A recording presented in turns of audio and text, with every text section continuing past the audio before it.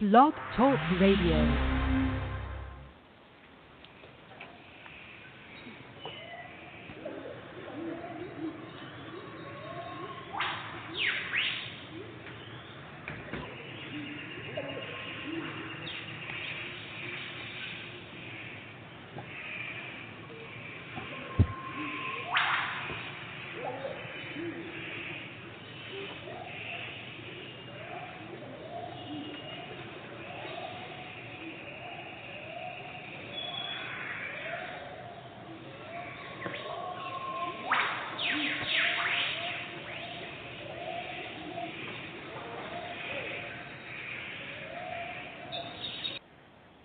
Hello, everyone. I'd like to welcome all of you back to Ohio Exopolitics. I'm your host, Mark Snyder. And I do have a guest tonight, Barbara DeLong, and I want to welcome her to the show. Barbara, how are you this evening? Doing well. Thank you. This is exciting. This is a good topic. Oh, it's a really good topic. It's weird. You sent me some pictures before the show. Is that something you can chat about on air, or? Sure, I found them in Patrick's pictures, and I will. I'll find the folder they're in and send you the actual pictures. They're ice circles and snow circles that are quite profound, and I had never seen any. And you know, we've seen the crop circles, but I've never seen any ice or snow circles. One of the photographs, I don't know, some people that come into the show through the normal way, on Blog Talk, they can see the pictures. There's like a slideshow that shows, and there's a picture in that group of pictures of a circle in the ice from Switzerland there, and Billy and a couple people standing around. Well, so that's an interesting. Yeah, the thing that I was curious about and that fascinated me was that a couple of them are right here in Connecticut. And cool. A couple of the snow pictures aren't just one circle. They go from the small to the huge. Oh yeah, I see it. Yeah, the pictures I showed you are a little different, but it's sort of like I had never seen them, and they definitely reminded me of crop circles. And they were one of them is a circle that, you know, it has concentric rings outwards, and the rings are there whether there are trees that are there or not, and it just goes on and on and on. It's a huge circle, and no idea. I'll find the folder that they're in, and I will send you the pictures, because I've never seen anything quite like it. I think Gemini just joined us in the chat room. Hi, Gemini. So this giant circle, it's big, the one you're in the photograph? One of them, several of them, they look quite big. They look big enough that something could have landed and created them, for sure. Very, very cool. Oh, and yeah, really. How long have you had these pictures? I think Patrick's the one that gathered them. Some of them are in Switzerland, and some of them are in the U.S. And so I don't know when he gathered them. There are no people in them. Well, there are some people, but it's hard to tell with men's clothing, just, you know, what era we're talking about. But it's very unique, and I've not seen them anyplace else. And then suddenly I ran across them on my computer when I was going through some of the folders of some of the pictures that I have, and it was like, I don't remember ever seeing these. They were Patrick's. He had gathered them, but from a number of different places, and they're quite amazing. And yeah, I think one of them is okay. Oh, yeah, one of the ones I sent you, it has two people standing in the outer ring, one of the outer rings, and that's huge. That's probably 5, 10, 15, 20, 40 or 50 feet in diameter. That's incredible. that's really huge. Some of them are smaller, but you don't see any footprints coming to or going from them. Right. So, you kind of have to.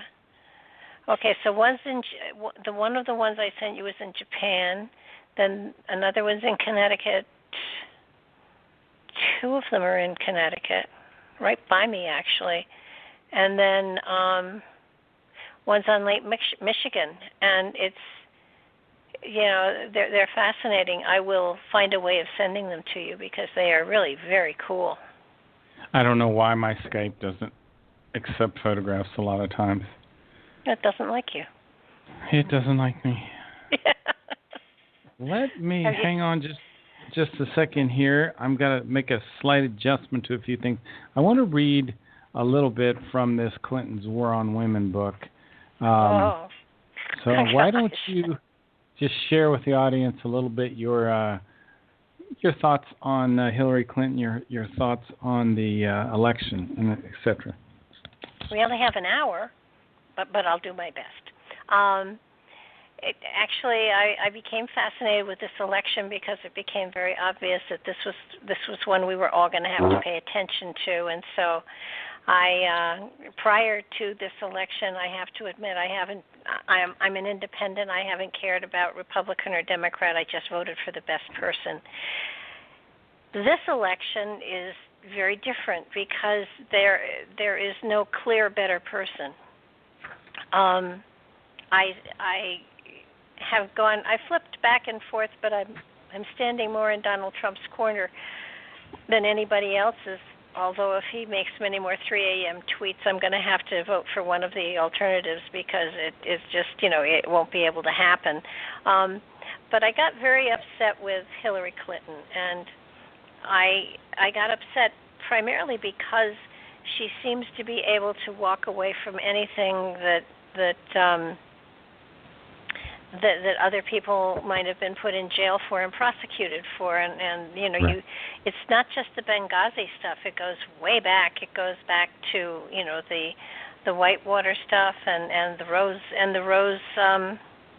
law firm. The Rose law firm. Yeah, I mean she was doing things and taking graft there, and she was taking paperwork home and using it for her own advantage. She was definitely doing a great deal of stuff that was absolutely against the law, and yet she seemed to be able to just flit away with it. And then of course, you've got the Whitewater stuff, and then you've got her emails. And the one thing that people aren't really talking a lot about is the fact that a lot of money was allocated to Haiti when the Haiti thing happened. And she and Bill Clinton absolutely took the money that was supposed to go to the poor, and they did not spend it where they were supposed to, and I'm sure it ended up in the Clinton Foundation. Yeah, I've heard that. It's sort of that they have built their wealth on fraud and scam and avarice and all sorts of things, all of which are just so immoral, it's unbelievable. Forget the fact that she's running for a government office. This woman belongs in jail. And what is frightening is that they are so powerful that they have managed to involve so many people in their graft that the Democratic Party has to fix the election and has to put Hillary in office. And then, mark my words, this will be an archive, she will suddenly die. Interesting. So that all they want is the Democrats to be in power. And they don't necessarily want Hillary to be in power because then they can't control the Clinton Foundation or anything. The Clinton Foundation at that time will exist only if Bill Clinton toes the line. And so the blackmail shoe is on the other foot if and when Hillary passes. But I do believe that at this point in time, today, tomorrow it may be different, but today I really believe that they will fix the election. They've already talked about, messing with machines in Florida and stuff like that. I think it's already fixed. I truly believe that she will win, and I don't think she deserves to. but I think she will. And I feel that within the first 6-8 months, you'll find her dying in office. And then the Democrats will take off and do whatever they want to do. And her vice president is an absolute lunatic and stupid, so he'll be easily manipulated. But if he makes trouble... Have you heard that? I've heard he's a Jesuit. Have you heard that? No. I have heard he's a Jesuit. Seriously. Well, he could be. I mean, that is so bizarre. He's a strange individual. Well, I think he was picked primarily because he won't outshine Hillary. I mean, it's all fixed. There were many other people highly qualified that she decided to not choose. Well, it's interesting that you bring that up because part of what I'm reading in this book is, for example, it says that in the summer of 1968, while at the University of Oxford, Bill Clinton was recruited by the agency, meaning the CIA, to infiltrate left-wing anti-war groups in Eastern Europe and to snitch on their activities to the boys at Langley. So, yeah, it seems like these presidents are chosen way early. Yeah. I mean, if Clinton's working for the CIA back in '68 when he was still in college in Oxford. Well, and look at her statement that she and Bill left the White House flat broken in debt, and suddenly they have a foundation that is worth over $100 million. Yeah. Do you know? Now, this is maybe another rumor, but I've heard it more than once from pretty good sources that they stole the silverware, the plates that were in the White House when they left. She was made to return those. They were like as old as like from George Washington times. That's what I've heard. Well, George Washington never lived in the White House. I know, but they were that old, I've heard. Oh, they may. I do remember reading in a couple of places that she walked off with a lot of antiques that they were made to return. Crazy. And Crazy. I mean, you can make a mistake, but sometimes the mistakes, something that large was not a mistake; it was intentional. Right. These. Okay. Let me find out. I don't know if you ever heard of. Go ahead. No, Go ahead. You watch. I bet she wins, and I bet she passes in office. Well, neither of those would absolutely stun me. I mean, I wouldn't doubt it at all. I'm still trying to figure out if there's a body double or a clone. Oh, there is a body double. They admitted to it. They did admit to it. Oh gosh, yeah. And she is, yeah. You don't have the same links I do, I guess. Yes, there is a body double. She has stood in for Hillary in a couple of places where it was just photo ops. So she does have a body double. Her body double is healthier, younger, and thinner. And the last time they were pulled out was 9/11, and that was the body double. Wow. Well, let me read this. Have you ever heard of Chip Tatum? No. Well, he may still be on freedomslips.com. He was for a while doing a show on there. Believe it or not, he really did work for the CIA, and he's mentioned in this book right here. He was one of their hitmen, and I've tried to get him on the show before, but I never had any luck. Let me read a little bit here. I wanted to discuss this with you. Tatum said that in 1992, President Bush was terrified of Ross Perot and on the verge of having him assassinated. Bush, and this is Bush Sr., I guess, Bush was afraid that the billionaire would get into office and have him prosecuted for the drug crimes. In case some people are listening to the show that aren't aware of this, there were all kinds of drugs, cocaine being flown into Mena, Arkansas, under the auspices of Bill Clinton and by the CIA, and they were selling these drugs. I mean, up to 1,000 pounds of cocaine would come in on a single shipment. And it was headed by Bush Sr., and they were allegedly doing this just to buy guns to fight against the Contras there in South the Iran-Contras, yeah. Yeah. Okay, anyway, so Bush was afraid that the billionaire would get into office and have him prosecuted for drug crimes. So Tatum, on April 2nd, 1996, sent a letter to Perot, which was widely reprinted on the Internet, and I'll just read bits and pieces of this. It says, "Dear Mr. Perot, in 1992, as the commander of a black operations unit called Pegasus, I was ordered to neutralize you. Our unit was directed by President Bush."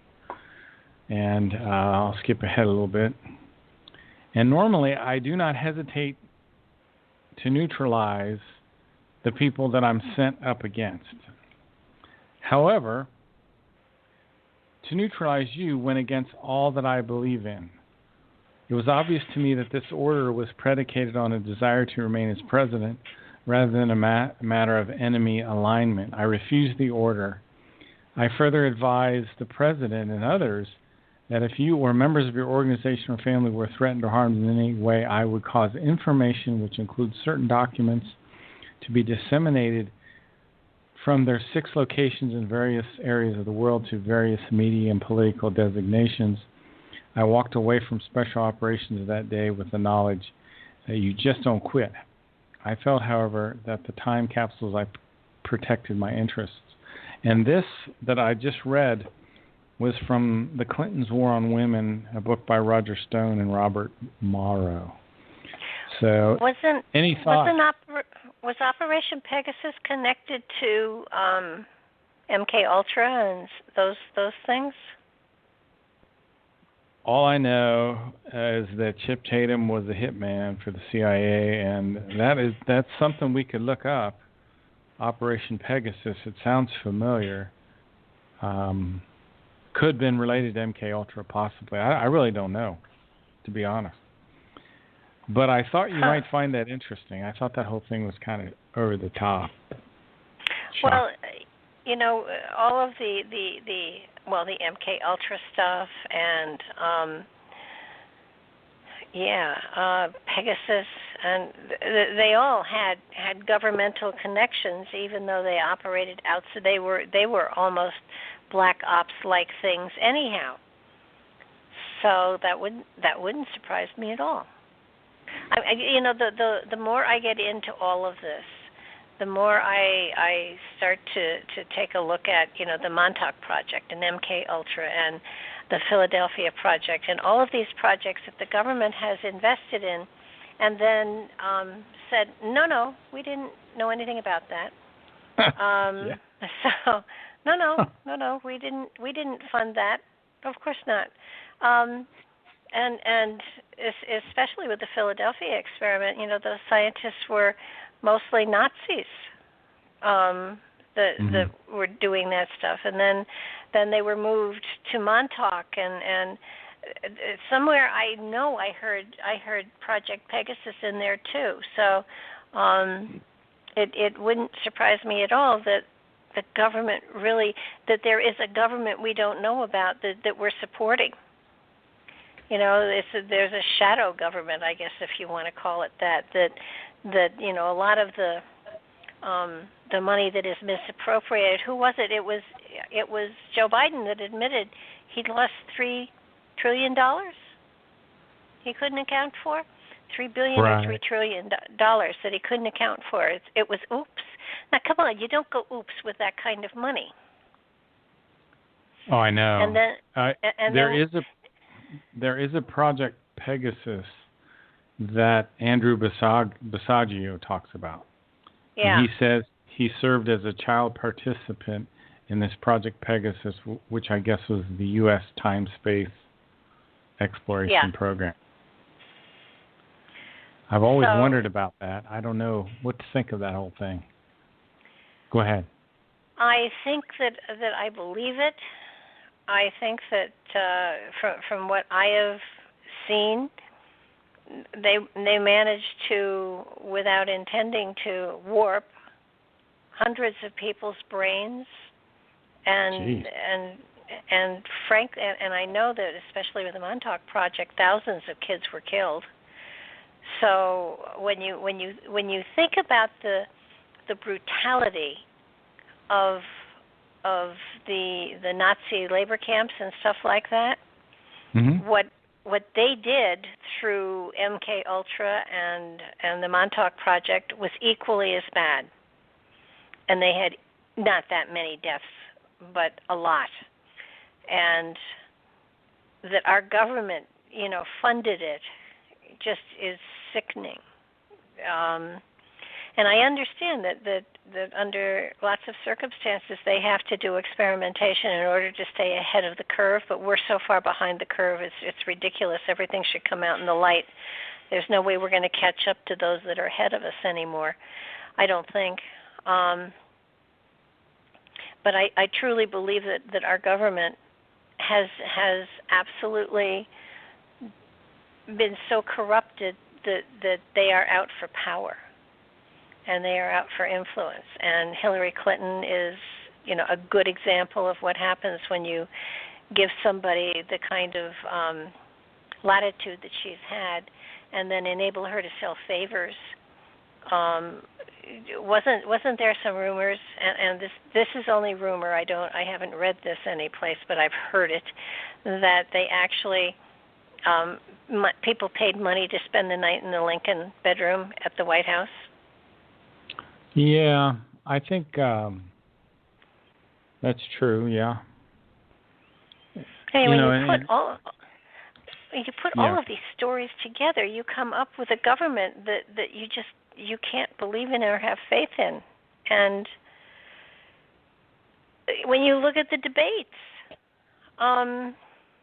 they're contrived. They're telling us that they have actual real reporters running them and putting their questions together.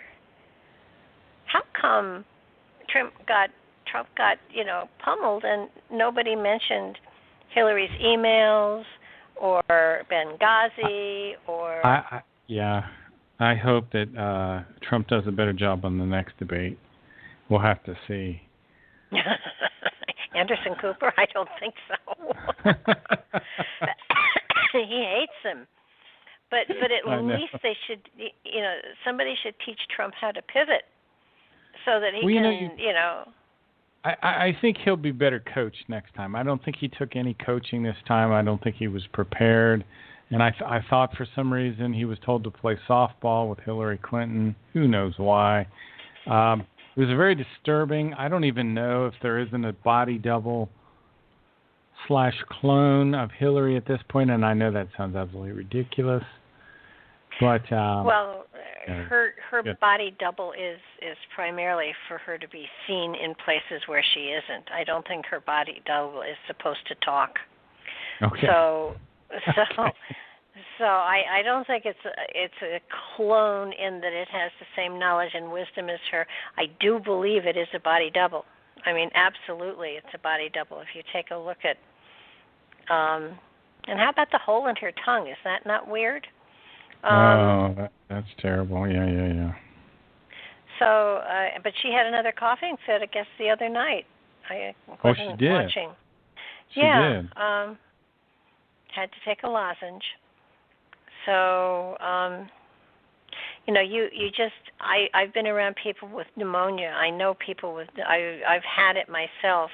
That woman does not have pneumonia. I don't know what she has, but I would hazard a guess that it's neurologically oriented because of her head, her concussion and whatever came after that. Because she's definitely not well.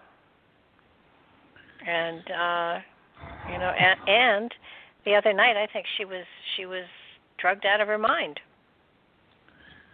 Let me dive back into this book again, and I want to also steer us towards some of this information on cloning and what the Meyer material tells us about clones. Okay.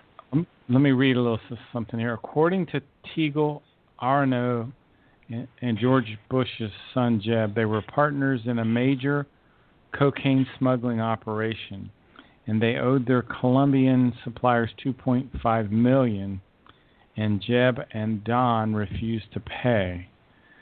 Let me continue here. Retired U.S. Navy Lieutenant Al Martin knew that Jeb Bush was extremely familiar with what these boats were actually used for. They're talking about these speedboats. And that although they were going to be used as gunboats for the Panamanian Navy, they were actually also used for transporting narcotics. Martin says he had dinner with Vice President Bush, his son Jeb, and Felix Rodriguez in 1985, but George Bush Sr. always said that his concept of government, this is what George Bush Sr. said, listen to this, his concept of government, what he believed in, and how he had operated, was on the big lie principle. The big lie principle is to lie so outrageously that the masses could not conceive that you would distort the truth so flagrantly. So that seems like what we're seeing now is just the big lie principle. I think Hitler said the same thing, didn't he? Well, I think it was Himmler who said that if you tell a lie enough, people will think it's the truth. Right. And it has to be a big lie, too, right? Oh, yeah. It has to be a good one. And, I mean, Hillary still says she never sent or received any. And, you know, we've got thousands of them, and the FBI has said there were thousands. And she still says she never sent or received any. What, any emails that were top secret? Yeah. On that server? Yeah. Well, if that's the case, why did she destroy 30,000 emails on that server? Why did she have her aides take hammers and destroy 6 BlackBerries, all of which were subpoenaed with a court order? Now, if you or I did this, we would be in jail right now. Well, especially it was 5 days after they got the subpoena, and they knew the subpoena was there. Now, the only reason you do something like that is because you're desperate and there's something to hide. If it's your yoga stuff and stuff about your daughter's wedding, who cares? You know, let them have it. Right. She's, you know, the same. You know, she came up with the stuff on the taxes. There's only reason, you know, you don't release them. It's because, you know, you're hiding something. You're not as rich, or you know, there's something there, or you've paid no taxes. He could have turned around and said to her, "Well, why did you destroy the emails? I can think of 3 reasons. You were guilty as sin. You were guilty as sin as you were, you know, seriously." And one of the other things they found was that Obama had communicated with her using a pseudonym, so he knew about the whole thing all along. He I don't know if he was John Doe or who he was, but he used a pseudonym, and there were emails from him there too, which is one of the reasons they may have destroyed them. You know what I think his pseudonym was? It was something like, "I'm really from Kenya." Oh, gosh. It really was. I heard that. Well, the other okay. day. No, that could be. That could be. You know, at this point, nothing surprises me, and I would assume they're going to get her in. If Trump's elected, I'll be delighted. But again, you know, then we have lots to talk about, because I've said this before on the radio, and I truly believe it. No matter who gets in, there are going to be riots, and there's going to be upheaval. Wow, that's a good point. So there's a revolution coming. No, if Trump is elected, there'll be a revolution coming, because he will totally try to rewire everything, and it'll be a mess for a while.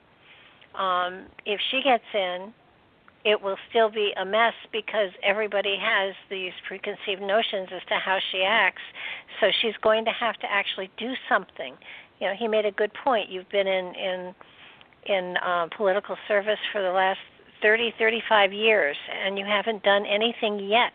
Why, in the name of heaven, should we expect you to be able to, you've done nothing, so you want a promotion? That doesn't make sense. I'm going to play a little bit of this clip from, it's a clip called Cocaine, the Bush-Clinton Connection, and let me know if you can't hear this, but give me a second to set this up here. Sure. High-tech stuff here. No accident. He didn't just stumble onto Mina, nor did he just happen to luck into his eventual career. Instead, he was a lifelong member of what E. Howard Hunt puckishly refers to as clandestine services. I mean, I sat out here at this airport at the state hangar while the DEA people sat over there watching him modify a Beech 18 right out here on the ramp. And I just asked him, I said, well, why don't you just go get him? And one of the guys told me one time there, he said, he's either the slickest operator there ever was or he's working for us. There's former Attorney General Ed Meese, for example.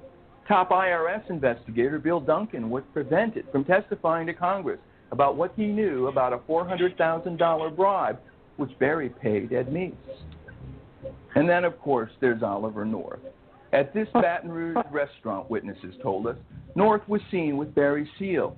And one top law enforcement official told us that an investigating committee of the U.S. Congress in 1988 heard enough evidence of North's drug smuggling to send him to jail for the rest of his life.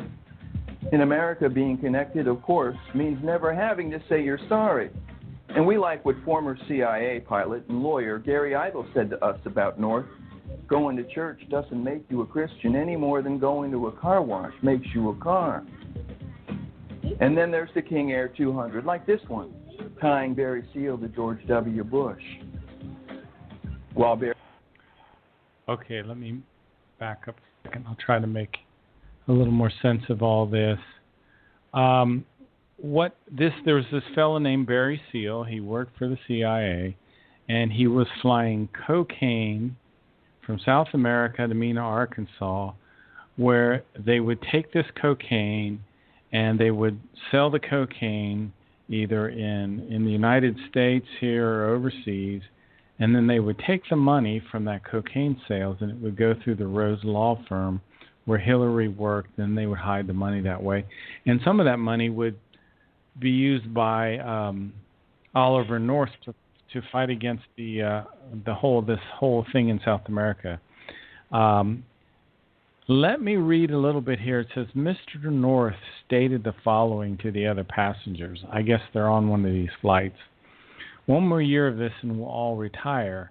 He then made a remark concerning Barry Seal and Governor Clinton. If we can keep those Arkansas hicks in line, that is, referring to the loss of monies as determined the week prior during their meeting in Costa Rica, I stood silently by the vat of leaves, listening to the conversation. General Alvarez had gone with the Contra leader to discuss logistics. The other three, North, Rodriguez, and Ami Noor, continued through the wooden building inspecting the cocaine. North continued, but he, Vice President Bush, is very concerned about those missing monies. I think he's going to have Jeb Bush arrange something out of Colombia. He told his comrades, not thinking twice of my presence. What Mr. North was referring to ended up being the assassination of Barry Seal by members of the Medellin cartel in 1986. Though North was never proven to have murdered anyone, the suspicions hang over his head. The corruption is just so deep and so monumental, and it just leaves me almost speechless. Barbara, what do you think? Well, it doesn't leave me speechless, but it does make me wonder, how did it get this bad, this fast, this far? I mean, right. My grandfather was a state senator. My father was in the FBI. It's not that I haven't seen corruption, because I have, but all of the government. I mean, and you look at, especially our Department of Justice. I mean, Clinton got on the plane with Loretta Lynch, and kaboom, everything's fine. Yeah. Did he threaten her life? Oliver North got put through the mill when he was just following orders. Yeah, what do you do? I mean, here's a person like Oliver North, and he's told to, send these drugs into the country, sell these drugs illegally. I mean, what does he do at that point? Could he have just quit? Could he retire? What do you do in a case like that? Oh, that question is easy to answer. You either do what you're told or you die. It's probably true. And if you look at Hillary and the trail of dead people that are, that she's linked to, it is frightening. They have absolutely no hesitation to kill someone, absolutely none. So, in a case like that, you don't have any choice. You either play with them or you die. There's just no way to, retire quietly to your farm or anything like that. They take out anybody that might be able to compromise them at any point in time, and they have no qualms about it, none.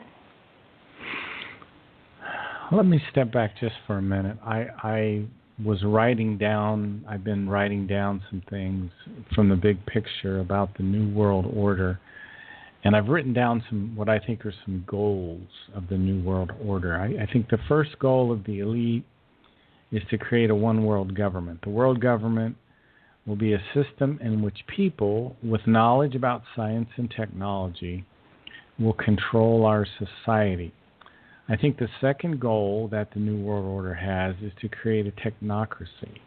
And I think in the future, our society will be controlled by a group of technical experts. And they'll only be like 1% of the population. The third goal, I think that we're going to see, is that they're going to work to take away the rights and freedoms of the public. Particularly rights of self-determination. And Billy has talked about this as a consciousness-conditioned tyranny. And I think the fourth goal is transhumanism. They want to merge mankind with machines.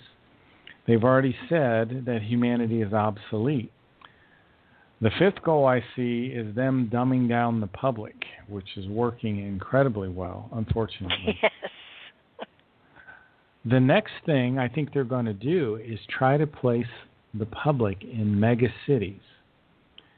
The seventh thing that's going to happen is the elite are going to restrict travel, and we're going to lose the right to own and drive our own vehicles. There will be these driverless cars which will take us only to the places that we're allowed to go. And there will be these very large cities which connect these very large freeways which connect these mega cities. The eighth goal of the elite, I think, is to take away all of our privacy. And they're working on that now. The ninth goal I see is to eliminate the borders between nations. So these are just some of my thoughts. What I'm trying to do, Barbara, is I'm trying to get the big picture here. And I think it's important that we put the big picture out to people. Go ahead. Sorry. Well, they've already started with the driverless cars.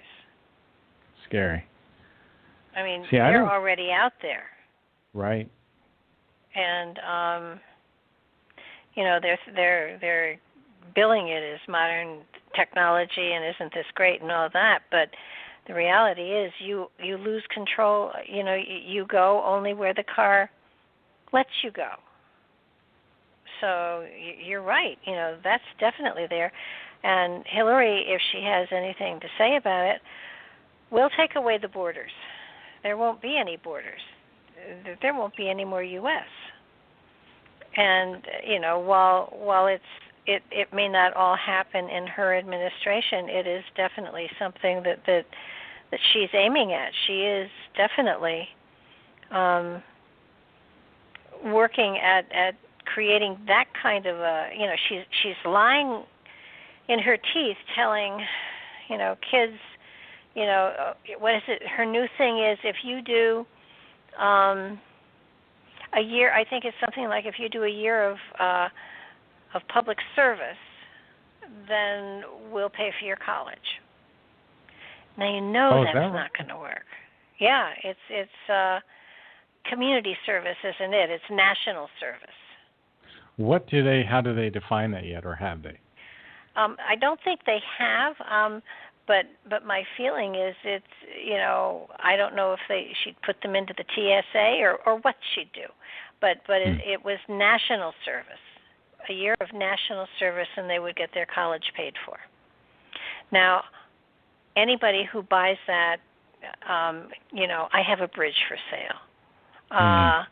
You get 18, 19-year-old kids who think they're going to get their college paid for. You get them into national service, and she won't let them out.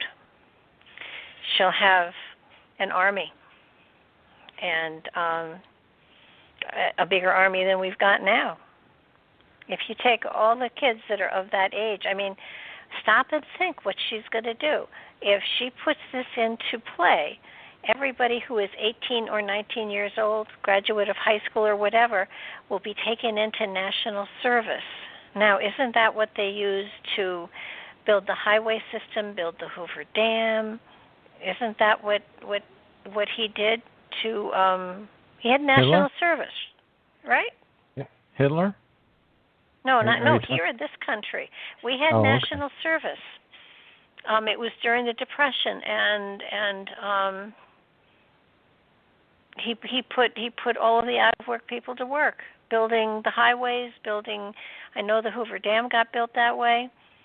I guess the moral of this story is, people, please don't vote for this woman. Please. Well, I don't think it matters. I think that the fix is in. I'm not voting for her. I will not vote for her. Right. But I, in any way, shape, or form, do I think my vote counts? At this point, no. Have you ever heard of Larry Nichols?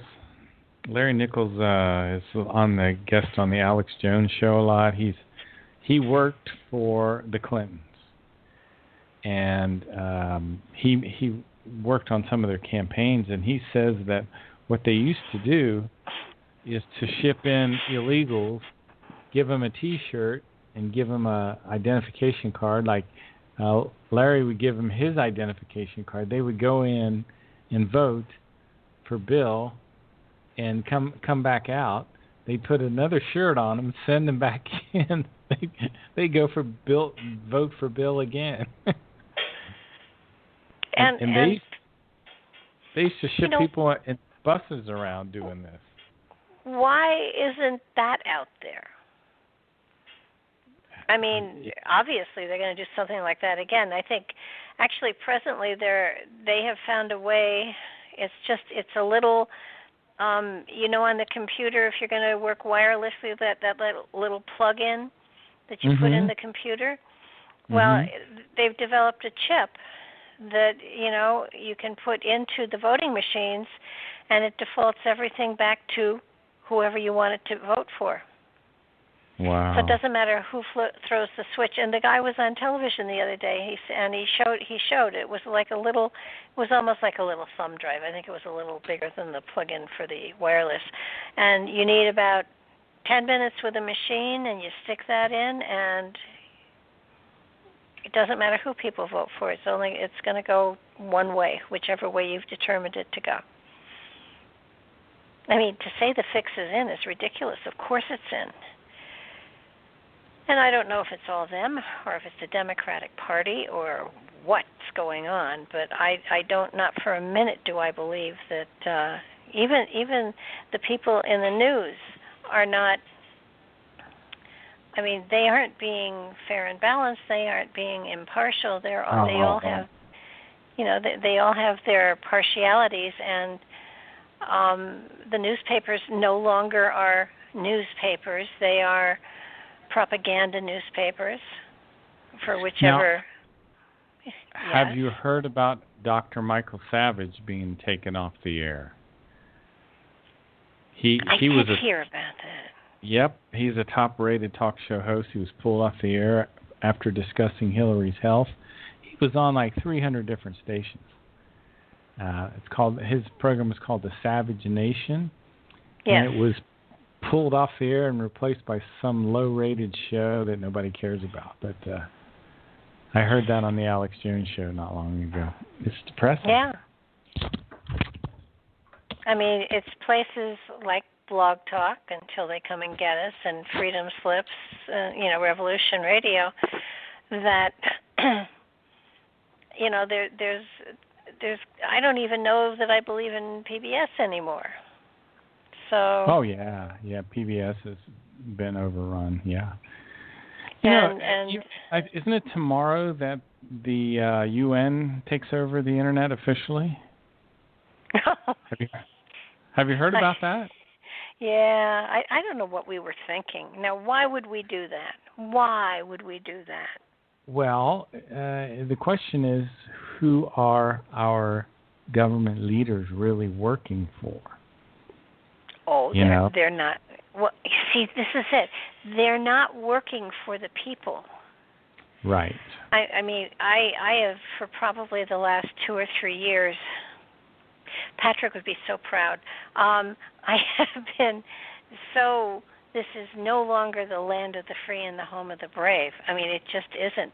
I mean, our Army is phenomenal. The people who serve are incredible. They have dedication and they have honor, and they are a phenomenal group of people. However, the people who control the Army are not that. And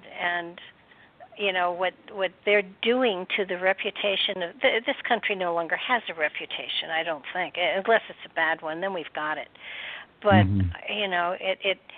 it breaks your heart, because we used to stand for something. Our flag used to stand for something. When they're burning the flag and trampling on it, when they're not honoring the national anthem, I mean, doesn't that tell you what people think about this country? These athletes, these stupid athletes that are making millions and millions and millions of dollars, and they wouldn't be making that kind of money if they weren't an American, are taking a knee. Oh, isn't that cute? If it weren't America, they wouldn't have gotten where they are today. They should respect that. That's a whole show, I think. We should do a show on why people shouldn't be paid $20 million a year to play a sport. Or $40 million a year. Yeah, that's a whole show. I agree with or you. Or $130 million. Come on, think of Alex Rodriguez, I think it was more than that. Yeah, it's crazy. And do they have morals? Who cares? They can, bat 500. I mean, I care. Can they think? I mean, how are they helping society? See, and that's where you go back to the whole global elite and who's running the show here, because I think people have been manipulated into being addicted to these sports programs, whether it's the Ultimate Fighting Championships or NFL or baseball or whatever your favorite sport is. We're all being manipulated into this. Well, that's true, and I have to admit, up to this year, I was a Yankee fan, and I hadn't missed a game in almost 20 years. And when the Yes Channel wanted too much money, my carrier refused to carry it. So, and I'm in a blackout zone for the Yankees, the Mets, and the Red Sox. So I literally don't get any baseball games unless they're teams that I don't, really care to follow. And I absolutely said that's it. And I didn't even when it was on regular television, I did not watch a Yankee game because I am so disgusted that they became so greedy that they disrespected their fans. Well, let me. The direction that sports is going, I think, is towards the Ultimate Fighting Championships, because The UFC just got bought for $4.2 billion. It's the biggest sports deal in history. So I think the global elite are pushing us in that direction to, into the Ultimate Fighting Championships and all that whole deal. But what I wanted to get back to is something you brought up earlier. You talked about the military, because there are a few Meyer prophecies related to the military and related to cloning. And just keep in mind that a human clone is the creation of a genetically identical copy of a human. And in the Henoch prophecies, it says the irresponsible politicians will unscrupulously exercise their power, assisted by scientists and obedient military forces serving them, who together hold a deadly scepter and will create clone-like beings which will be bred in a total lack of conscience and be scientifically manipulated to become killer machines. Division by division and devoid of any feeling, they will destroy, murder, and annihilate everything. The military clones will gain their independence, and under their own management will bring death, devastation, destruction, and annihilation to the human beings of the planet Earth. Yet all these apocalyptic events will not only be brought about due to the unbelievably deadly and destructive weapons like chemical, laser, and others, but by these clone murder machines. So let me remind you of something that you said the last time we did a show. Okay. We were talking about who were the Atlanteans, and one of the waves of star people that came into this society went off-world, took people, and they bred them so that they were just warrior-like. Do you remember? Yes. And that's exactly what it sounds like we're doing. Yes, very similar. Very similar situation. And it's just one of these things. With no egos, with not caring. Yeah. Murder machines. No compassion, no empathy, no moral reason. It's already been done. So we are repeating history. We are repeating history. And that's something we'll have to get back to. Another thing that Billy talked about in Contact Report 225 about clones in the spirit form. And he says that we've discussed cloning of animals and humans. For me, it's completely clear as to what a clone basically is. Just an internal and external organic reproduction of a person, of whom a cell is used for the cloning. It is also clear to me that the consciousness of the male cell donor or female cell donor will not enter into the clone, but that the clone is animated by another spirit form, and thus also by another overall consciousness block. Accordingly, also by another consciousness or by another personality. So these clones have their own spirit form and their own personality. Just something I thought was important to remember. Wow. So even though they're an identical physical copy of another human being, they have their own spirit form, their own consciousness, their own mind, and their own personality, their own consciousness, their own subconsciousness, and all that. But so in essence, basically, we're taking genetic memory from 133,000 years ago when this was done in another era on this planet, and we're recreating the whole thing. Yes, but better. But better. There were human beings in the Seer system that were bred for war, that were brought to that escaped the Seer solar system. They eventually came to Earth. They came to Mars. They came to Melona. They destroyed Melona, which became our asteroid belt. Mars was destroyed because of the destroyer comet, another force in our solar system. Some of the people that survived Mars came to Earth, but this genetic defect, this breeding for war, is really spread all over the genes of Earth humans, according to my information. So I just thought I would throw that out there.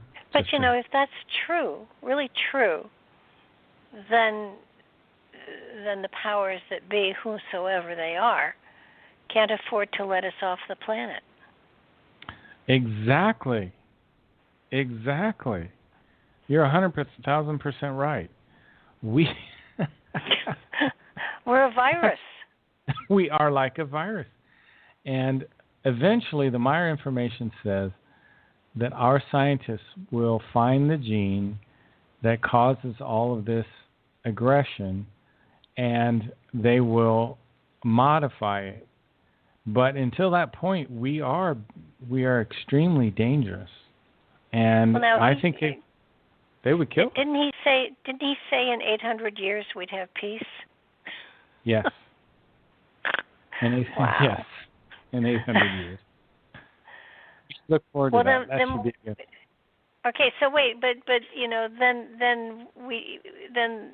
the total, all of humanity is not destroyed by these clones. There have to be survivors. There will be survivors. There will be survivors. Because otherwise, the only peace we'll have is the peace and quiet when we're gone. Right. We eventually come out of this. I don't have all the details of that, how that all works, but we do come out of this. Well, it's nice to know there's a happy ending. Indeed. There is. And Barbara, why don't you tell people about your websites, your radio shows, and have you done a book yet? No, I'm working on it. Okay. The website is www.barbaradalong.com. I'm starting up my Blog Talk show again, 8 to 10 on Wednesday nights on Blog Talk, and then I have 10 to 12 on Monday nights on Revolution Radio, Studio B, Nightlight there as well. Excellent. And sometimes we occasionally do a Meyer show together. And those are great. I appreciate you doing that. And I also appreciate you coming on like no notice tonight. Well, you're on a topic I don't need to prepare for. It was a pleasure. There you go. All right, we'll talk later. Thanks, folks. I'll be back tomorrow. Thank you. Bye-bye. Goodbye.